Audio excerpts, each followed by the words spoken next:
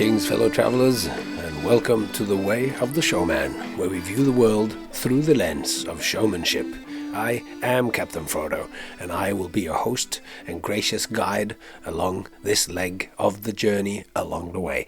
And this leg of the journey is, as the previous episodes, that it's about play.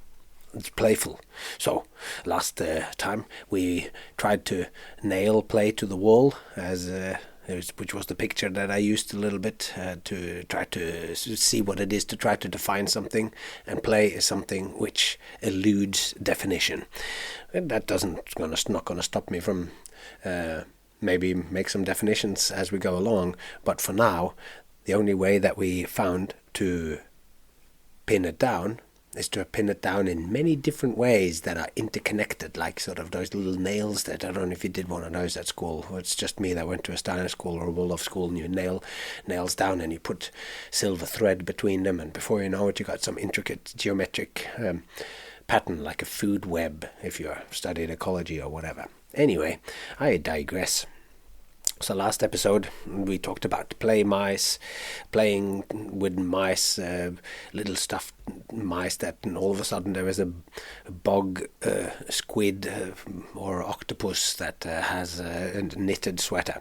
You have to go back and listen to that to get into the details. But we ended it by 5 criteria, the 5 criterias for play. So and in a sense, all the stuff we talked about with Teddy, the little dog that was playing, and all the stuff that I talked about with my daughter, playing with the mice, playing Harry Potter out the back of our summer house, where we got out walking in a real swamp, which triggered that stuff with the squid and the cat and the sweater. All of that was to have direct pictures that would then make these criteria that we talk about now, because of course you know what play is. Oh, didn't turn that one off. Because you know what play is, but when I ask you, you don't. So we're going to just look at those 5 criteria for play. That's going to be all the recap that we do, although I have gone on about it quite a bit now. So, criteria 1, play is fun. It's intensely pleasurable and enjoyable. So when we play, we don't want it to stop. We don't want it to stop because it's intensely pleasurable and enjoyable. So why do we play? It's fun. And play is apparently purposeless. That's criteria 2. It appears that it has no purpose. We don't play because we want to learn something. We play because it's fun. And we play for the sake of playing, not to achieve some further goal. So, criteria 2, play is apparently purposeless. Done for the sake of playing, not to achieve some further goal. Criteria 3, play is self-motivated, which means that it has to be entered into voluntarily. And this is what we talked about with the dog. If I tell the dog to do something, then he gets a little bit scared. If I tell my daughter that she has to play because we got to wait here for a while now to be in the line to get our passport or whatever at the police station, then there's no chance there's going to be any play.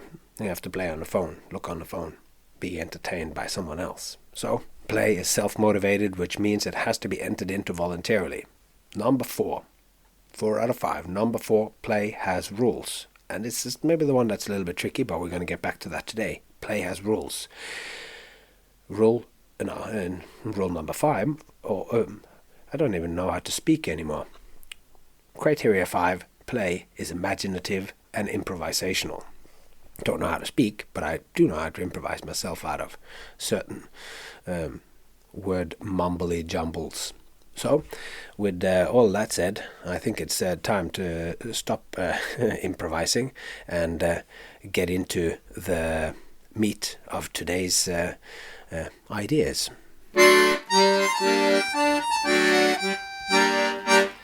All right, these 5 criteria about fun and apparently purposelessness and self-motivation and rules and imagination and improvisation. These 5 criteria goes a long way towards capturing what play is. Yet each of the 5 criteria are quite dense, so I want to unpack them a bit. But before we do, I'd like to just point out that the criteria captures only play itself, but says nothing explicit about who does the playing. So, before we delve into the activity of what play is, let's just get to know the doer, or the doers. Let's meet the players. First and foremost, it's children who play. Children's innate way of being in the world is playful. They're born curious and they wonder about the world. A toddler that sees something on a shelf at the other side of the room which captures their interest will go on a quest to explore it, to grab it, bite it, taste it, throw it, thus getting to know it. Through their hands and mouth and bodily interaction with the object, they will gain a personal relationship with the object. This exploratory approach will give them a very different experience of what it is than an adult helpfully naming it. Oh, that's a carved wooden turtle. The wonder and multi-sensory knowledge of the toddler captures the nature of the object in higher fidelity than the quick naming of it. The naming of something makes an adult feel they have grasped the thing in question, whilst naming something too soon gives us an impoverished understanding of it. The thing is so much. Like a poem, it is multivalent, and naming it is like pinning a butterfly. Something is foregrounded, whilst other aspects are relegated to the murky shadows of our consciousness. The carved wooden turtle is more than its name, something other than words, than sounds uttered. For the toddler, words are yet a new domain, a foreign way of grasping the world. The toddler taking her first stumbling steps across the living room floor is just as shaky stumbling her way through the world of words. The world is experienced through the tactile interaction with one's body, not through the abstraction of sounds. We know about the world through our body, through our sounds if it's coming from, we're knocking on the things, but the words is kind of like another dimension. Beyond the intuitive and emotional understanding of the language of music, the toddler does not have to have any grasp of the world through words. She has yet to be initiated into the kind of language made up of words.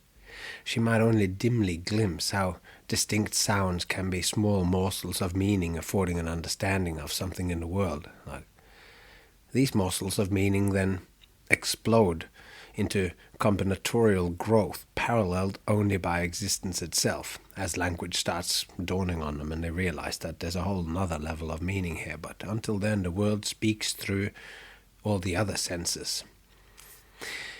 Now this, of course, lies well beyond the horizon of understanding for a sweet child who is instead equipped with a wondering approach to the world that she quite literally grasps and tastes. Grasps as in she's grabbing stuff. And there we go, there's a metaphor right there. We're grasping stuff. It's like when you understand something, it means you're holding it and you can grasp it with your hands. So before and during the child's exploration of the world, they explore their body. Slowly, an infant works out what is part of itself and what is part of the world.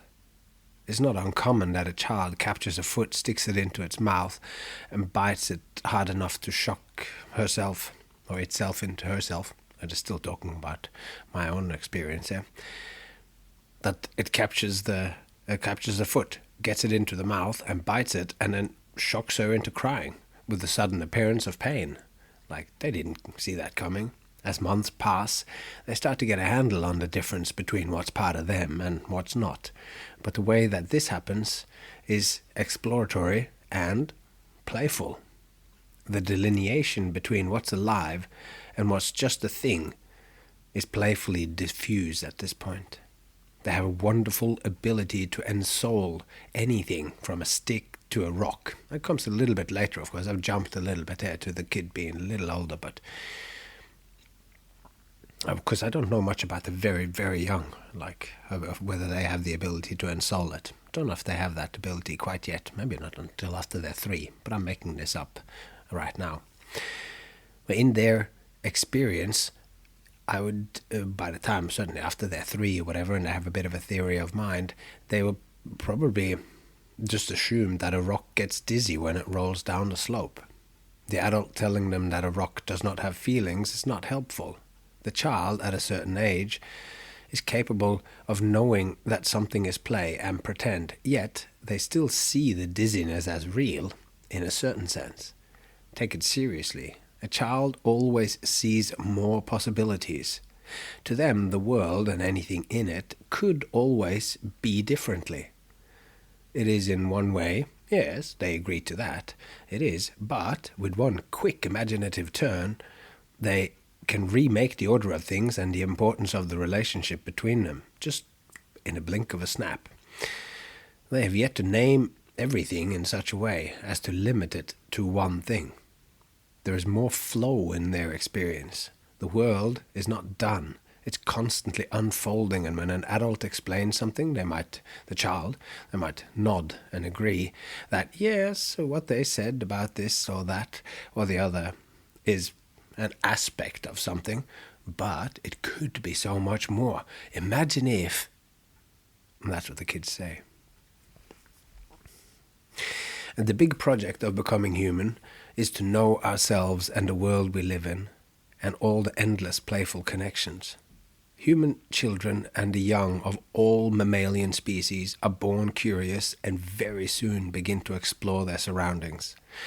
Whether you're a human, a fox or a ferret, there is so much that you need to learn to survive and to thrive in your environment. And from the study of animals, it's pretty clear that there's a strong relationship between the kinds of play that animals get into and the skills that they'll need as adults. So for now, let's just put a pin in this strong connection between play and learning, and we can tentatively let the metaphorical ringly bell, which is something that I've started to say that isn't in any manuscript here, but that we think about something that we're going to play is actually apparently purposeless, but we're going to have this idea of learning in our mind. So as we come to terms with the peculiarity that the most advanced players and explorers are children, those are the ones who have the least experience, then I think it's time to get back to our sort of project of grasping the 5 criteria of play. Because now we know children, and we know it's an interesting thing. The little ones who don't know enough yet, they're the ones who are playing, the ones who haven't given up on getting new information and getting new synapses and new connections and new possibilities. Isn't that a good attitude to have towards life just in general? But anyway, let's talk about the different elements, the different criteria. And these criteria aren't abstract. If we think back at my description of Teddy and I playing in the forest, we'll find all the criteria present. Not because there was anything special about our play sessions, but simply because in any example of play, be it my description of my daughter playing, or if some cat and a weasel on a farm in southern Sweden share a rare moment of play, then we will find these elements present. So now, let's unpack these criteria and see what we find. So the first criteria is about play and fun. The first criteria of play is that it's fun. It's intensely pleasurable and enjoyable, so much so that when we play, we do not want it to stop. I believe that this feature of intense pleasure and a desire for it to continue is something evolution adds to those things that are really important for a species. A case in point is sex. Procreation is extremely important for any species, and as it happens, the absolute majority of people or beings find sex to be very pleasurable indeed. There are exceptions, absolutely, but if we're going to generalize, then you could say that sex is pleasurable.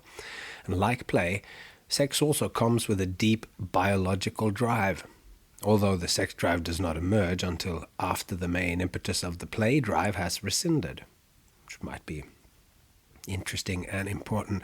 One drive wanes as childhood ends, and another emerges as we become adolescents. And the emergence of the sex drive is a very important factor in what biologically defines the end of childhood. Like, if you look in biology, that's like by the time they get sexually active, and then play is kind of changed into a different kind of play. And in a sense, the sex drive then closes the gate to the kingdom of childhood. And in this trait of fun and good times, this as the criteria, we meet the suspicion that we talked about earlier in regards to the fun that I have whilst doing my work as a showman. People don't think that it's like I'm doing. They're sort of going, this can't be a serious occupation. Surely this isn't your job. Sure, like that. This is that suspicion to, because it is so fun. Society has made a sharp distinction between what's serious and what's fun, and what's serious is also important. And it's a lot of the time, if it's very serious, then it's not very fun. The validity of this is something that we'll get back to later on as we talk about who decides what's serious in a much later episode. But if something is really enjoyable and fun, like play and showmanship alike, then there is an almost implicit understanding that it can't be very important. The idea that play is superfluous, something not necessary, goes far back in history, at least back to the poet Schiller, who pointed out, Friedrich Schiller, romantic poet, who pointed out that animals loved to play, but that if they were hungry or under some kind of threat, then they wouldn't play. And we'll look more at Schiller and how right I think he got most things about the nature of role, but the role of play, and because he's got many things spot on. But this assumption of play as something which animals does if the time and place is right has then been transferred to the human species. And for a long time it was a truism that kids would only play when they were relaxed and calm and left idle. But this turned out to be a highly questionable assumption. So I think Schiller got that one wrong. So from descriptions and stories from war zones and refugee camps, it's become clear that kids play under the most extreme situations. And here again, Nalla Lanala's book, The Clown Manifesto, tells some harrowing stories about playing in refugee camps, and it's, yet another reason for why you should pick that book up. Of course, the kids, they don't play if they're actually in that moment being chased by wolves or Nazis, but given a respite from immediate danger, they will play no matter what the environment. More about that later. So furthermore, kids play what they see around them. And if a band of hunter-gatherers' main tools are fire and knives, then the kids will play with those. And if computers are the most important tools in their surroundings, then the kids will be wanting to be on computers. And if you deny them that, they will make one out of cardboard and pretend to use a computer. Young kids imitate and process what's going on around them, the good as well as bad, through play. And as an example of some real bad and kids playing in difficult circumstances, I read in a Norwegian book called Lek og læring i et nevroperspektiv, which means like play and learning in a neuro perspective, by Charlotte Lund and Per Brodal. I read there that the historian, a historian called Georg Eisen, mapped how Jewish children would play under the worst imaginable circumstances, and his accounts describe children playing in the concentration camps. Sometimes they played what could be considered normal games and activities, but they also played games where they reflected their surroundings, and in these darkest possible of human environments, the kids were observed playing gas chambers complete with screaming and refusals to enter, and also playing dead by lying in piles, and others playing that they were digging graves for the dead. And even though it doesn't get much darker than that, the children are enjoying the act of playing. The activity is enjoyable and deeply meaningful to them, and they take it serious, even when the contents of the game couldn't get any darker. And reading this makes me instantly tearful and horrified, as well as feeling lucky that my girl plays with small soft mice, which lives in a caravan and has a clown dad mouse that tells the others what to do, yet no one listens. From this, I glean, as the authors of the aforementioned book argues, that play is not just a luxury. It's an integral part of a child's way to be. It's the natural and expected behavior of any serious citizen of the kingdom of childhood. They don't just play because they have some surplus time and nothing better to do. It's the child's way of engaging with, grasping their own truths and relationships with the world. And this then, that got real dark there. Yeah, it's a complex world, and I'm not going to go in any further into any of that. But this about, we're going to go into the second, going into the next, because I'm taking them a little bit out of order here. And we're going to talk about purpose, and because I think here this leads nicely into that play is apparently purposeless, this apparent purposelessness of play. Because here I place the emphasis on apparent, because play is, as we've already mentioned, and that I'm going to drum home, it is not purposeless. The confusion springs from a lack of immediate purpose.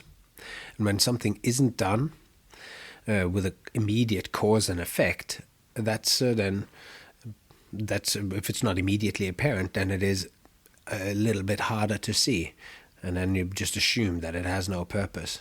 But the benefits of play are to be found in a more systemic rather than linear thinking. Nature works by teaching us skills, by giving us a drive to play, which manifests itself in curiosity, a desire to explore, to combine and recombine, and to ask, what if?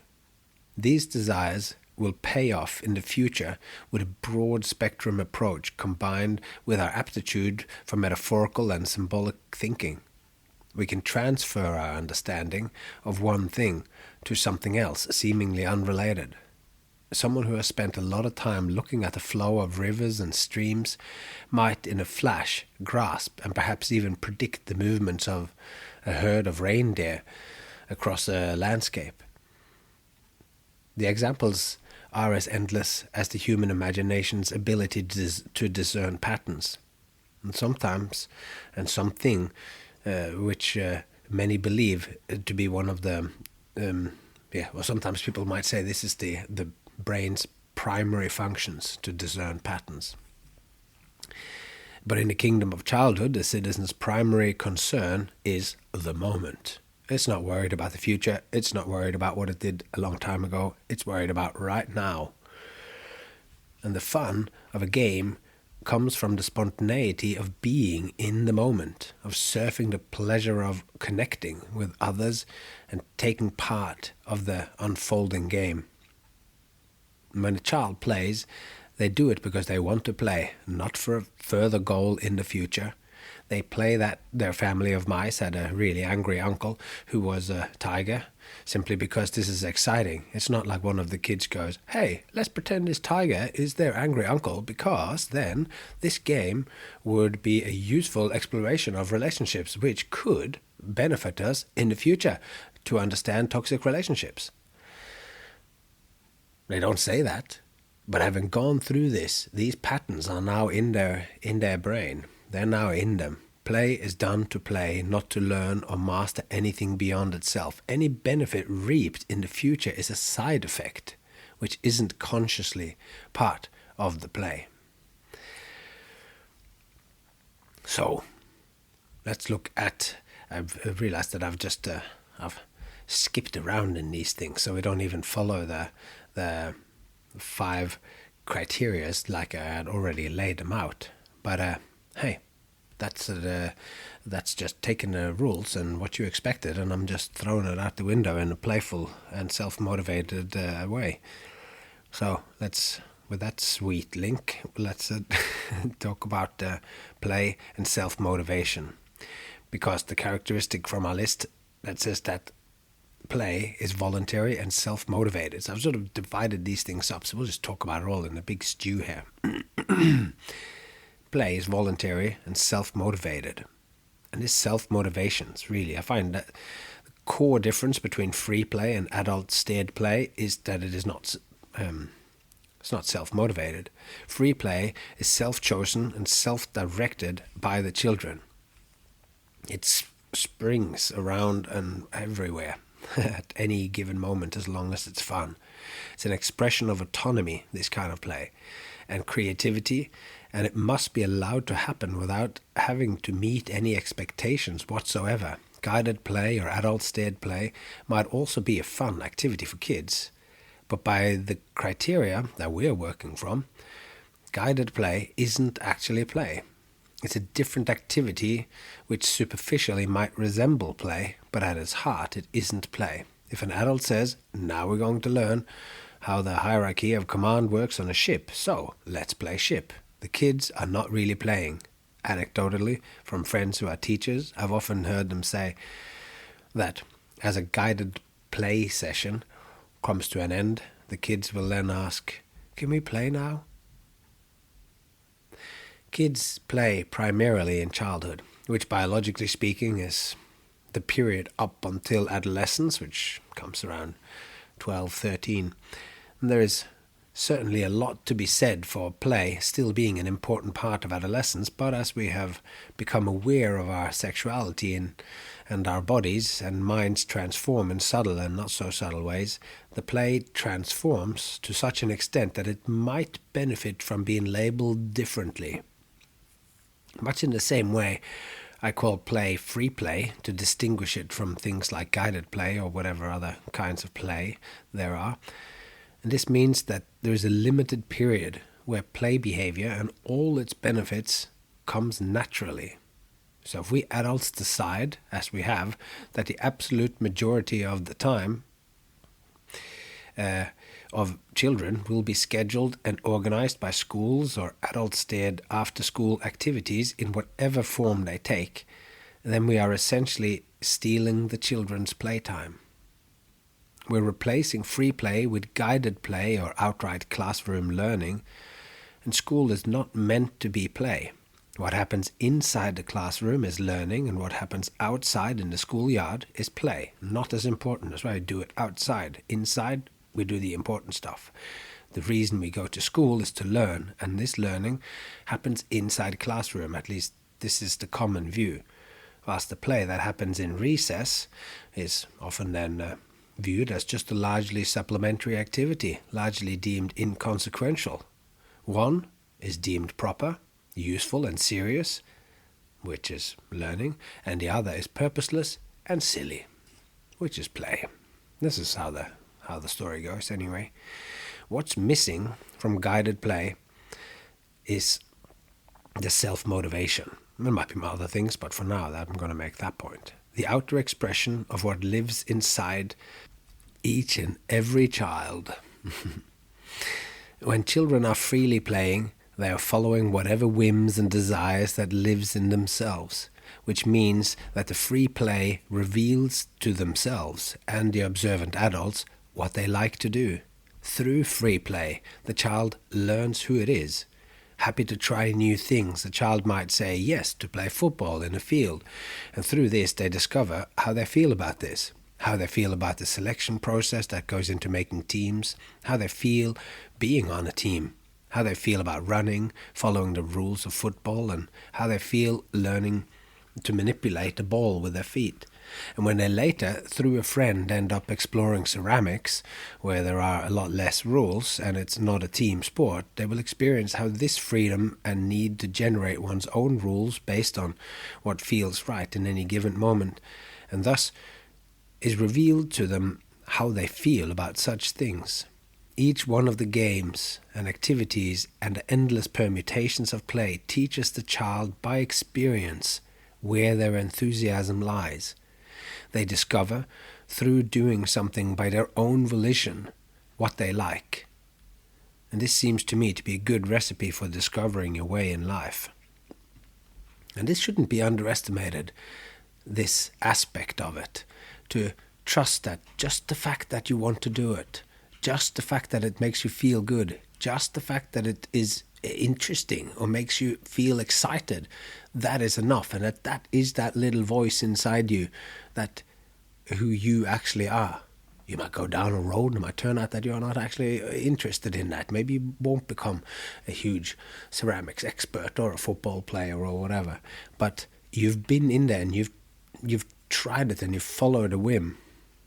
I think that is highly underrated in today's society. If children instead spend their time doing what adults tell them, one of the main skills they learn is how to please adults, how to do and say what adults want them to say, and thereby reaping the reward of praise or some point system like, she's a B-level football player, or he's finished a 9-month pottery course with distinction.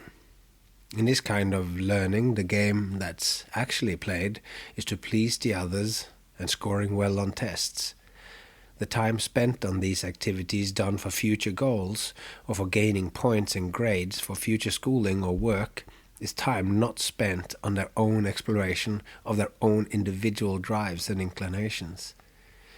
If you do that for 12 years and then go to university afterwards, all along the way only reading the books that adults assign you and doing what adults say is necessary, you lose track of your own passion. If you ever found it at all, given the inclusion or intrusion of play-based academic learning in preschools and kindergartens, there might not just be any time left for you to find yourself. So with this in mind, it's no wonder we get so many young people feeling lost, because I'd say that's pretty much what you'd expect. If you haven't learned to listen to your own heart, listen to yourself and find your own way by just following that inner voice, following the inner voice of what makes you feel good. Yeah. So the irony is then that when I watch commencement speeches on YouTube with their advice to young people graduating university, people that are on the threshold to go into the real world, and whether they are made by famous people like Neil Gaiman, Tim Minchin, Steve Jobs and David Foster Wallace, which you can all find on YouTube, or they are made by people that I've never heard of, they all seem in one way or another to say, now that school is done, it's time for you to do exactly what you've always wanted to do. And it seems so obvious and easy, but I'm not sure that after a decade and a half of schooling and just following the rules of others, where some answers are right and all others are wrong, you are so well equipped to know what you want. By the time you're 20, it's late to start looking. It's not surprising then that those who have been playing along the way, those who haven't necessarily scored the highest on the facts and knowledge tests, often score high on creativity and innovation tests like the Torrance tests of creative thinking, which I've only learned about through reading about it online. But apparently this TTCT, Torrance test of creative thinking, which is apparently a thing. I find these kinds of tests a little bit off-putting, and having gone to a Waldorf school or whatever, I can't remember much testing in this manner. But anyway, if you don't score so well on knowledge tests, you often score high on these creativity and innovation tests. And this TTCT test is the most widely used test for what's called divergent thinking. And divergent thinking is a fancy name for what we think of as everyday creativity. And in an article called The Play Deficit, which you can find in Aeon in 2013, which is, I'm going to post a link to that so that you can find it, because it's It's a brilliant article. And it's written by a man called Peter Gray, which is an expert on free play, which we'll hear a lot more about later. So we won't talk too much about him here, but he just says that these tests, the creativity and innovation tests, are better predictors than IQ, high school grades, or peer judgment who will achieve the most. If you score well on the creative thinking test, then chances are you're going to do well, and that's a better predictor. So I think that's an interesting thing to take along with us. A lot of those creative people are ending up in my business. I remember sitting on the floor at a meeting on the mat, talking about a show we'd done the day before with Circus Oz, and listening to one after the other talking and voicing their concerns. I'm going, these guys are such weirdos, everyone. And I'm kind of thinking, well, I'm pretty weird too in what I have. And I'm going, well, that's why we are here, and that's why we are function so like Brett Haylock said in La Clique in La Soirée, going, we are a dysfunctional family that found each other through the love of what we do. But yeah, anyway, creativity and divergent thinking. Deviant too sometimes, no doubt. But in a world increasingly complex and driven by technological innovations, where technologies and whole fields of learning might become outdated before you finish your schooling, it seems logical to me that creativity and innovation, as well as self-motivation and self-drive will be key skills in successful and meaningful living. The facts and the necessary knowledge might change, but a creative approach towards navigating a changing environment will always be useful. The nature of creativity is such that it is difficult to teach through conventional school methods, I think. But it is a key outcome of free, self-motivated play. So in our rapidly changing times, we need play and lots of it. And I think this is what Albert Einstein had in mind and what he was talking about in an interview with the Saturday Evening Post on October 26, 1929, when he said, "I am enough of an artist to draw freely upon my imagination. Imagination is more important than knowledge, and knowledge is limited, but imagination encircles the world."